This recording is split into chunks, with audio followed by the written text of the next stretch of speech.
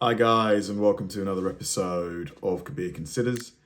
In this video, we're going to react to a security analyst claiming that there's something very fishy about the assassination attempt on Donald Trump. So, this interests me a lot. I've heard and read a few conspiracy theories online. The only reasons why I don't really buy into it, unless I'm presented with some really compelling evidence, is that, first of all, two people died, literally.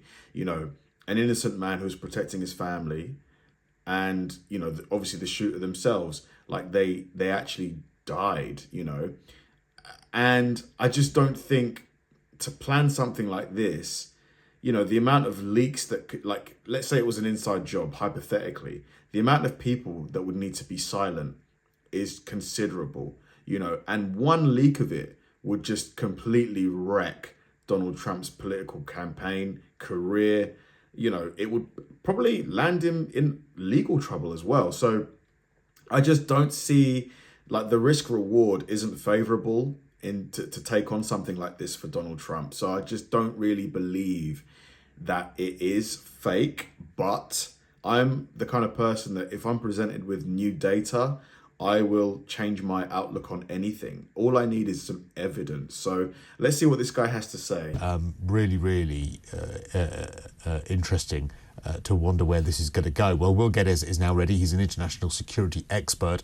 You may have just heard me, Will, morning to you, discussing how on earth someone in such an obvious rooftop position with a clear line of sight to the former president, how on earth they weren't picked up on by the security services, how they were able to get on the roof and mount a rifle in such vision and in such clear view of everyone and get to the stage where they can actually fire shots.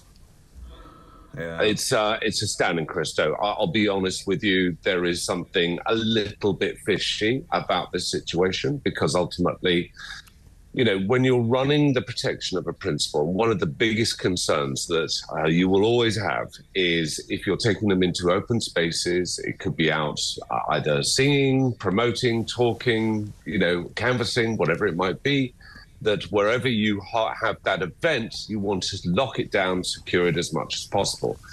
And the Secret Service that will be attached to President Trump should have got all of the highest positions, the overviews that there would be of the event space covered. And that's not only the spaces that they themselves can then observe everybody who may be on the ground, anybody who might be in the vicinity, anybody. Unless, was this a last minute rally? Was this something that was planned, days in advance? Did the Secret Service not have sufficient time to plan and organize the security? Like, I'm trying to find reasons behind this. You might be approaching the vicinity, but also on other rooftops, in apartment windows, in office windows. So there's something a little bit suspicious about this, to put it mildly. When you say suspicious, what do you quite mean by that? Well, it really falls into one of two areas, Chris. There is either incompetence in terms of the security planning, or collaboration or collusion in terms of enabling there to be a vacuum, a void within the security that could be potentially filled. I hope it's not. I mean, I hope it's neither, to be absolutely honest with you. But at the moment, it's very difficult to draw any speculation as it to being, either one or the other. Is there any defense, perhaps, that the Secret Service can? Because I suppose, within the Secret Service, you are going to have people who aren't Republican and wouldn't vote for Trump. But then, to question their integrity probably doesn't seem fair. These people are probably, they're consummate professionals, regardless of, their political affiliations. They will do their job to the best of their ability. At least that's what you would hope. There might be some who do not. I don't know. Can plead on this because apparently it was outside of the perimeter of their remit, if you like, that this shooter was on a roof quite far away, apparently from this rally. So is that anything that they can they can say that perhaps they couldn't have foreseen? Not really. I think, again, I'm finding this really difficult for it to be a defensible position by the Secret Service, unless there was such a lapse or there was some breakdown or failure, obviously, by someone within the Secret Service. Now, Krista, don't get me wrong. I know and have some friends who are in the Secret Service, and they are incredibly competent, and they're very well rehearsed and very well experienced, having had numerous attempts, assassination attempts of various different types against former presidents. So I know that they have their game plan very well set out. But the concern is, and I don't subscribe to conspiracy theories, Christo. You and I have known each other a number of years, and when have you ever heard me endorse a conspiracy theory? But this is just very, very odd that this open position, and with rifles, whether it be something which is built to shoot from with a parabellum from a great distance, there are some serious questions to be asked that, you try and put your principal into a pocket of security that they can. For me, the thing is like, how did he get everything through the metal detectors? Because, there were metal detectors. I heard it in another video. How did he get the weapon? How did he get whatever scope he used? Because there must have been some metal in there. Like, unless it's all plastic, it's all polymer, which just not likely at all. How did he get it through security? I just don't, that for me needs to be answered. Oh, one of the biggest challenges, as we've seen in the world, where someone is right next to the stage of where they're talking. I think. Sorry, Christo. No, that's all right. I think we were losing you for just a moment.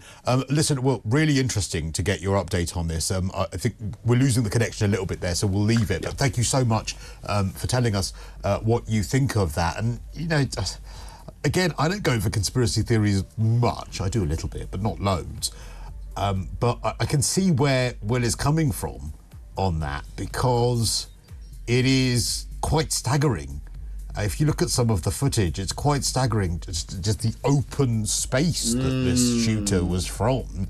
And again, members of the crowd, there's interviews with people from the crowd often saying, we were saying, look, there's this guy over there about to shoot at former President Trump. So it's I mean, that in itself is very suspicious. If you had people telling the Secret Service about some dude over there in the bushes, why didn't they go and look at what he was doing? Why didn't they go and inspect what was going on? It's quite staggering that this person was missed. So, gross incompetence or something more sinister. Well, those are going to be the kinds of questions that will be asked. And they're the kinds of questions that we will keep asking here on Talk. Look, I don't want to be too drawn into the whole conspiracy theory world, but there are some valid questions that need to be answered about this.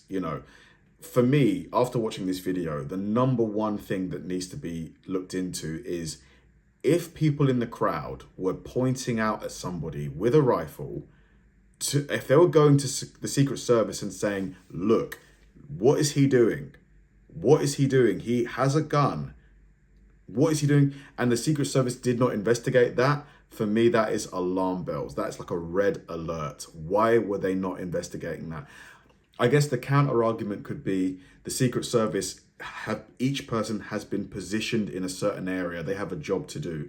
So if they leave their post to investigate what could be a valid threat, they're leaving a vulnerability. So I guess that could be the argument that they would give. But are you telling me they couldn't call in maybe a cop, from the precinct, or just anybody, just to go and investigate the guy over in the bushes? That right there is weird. Thanks for watching, guys, and I'll see you in the next one.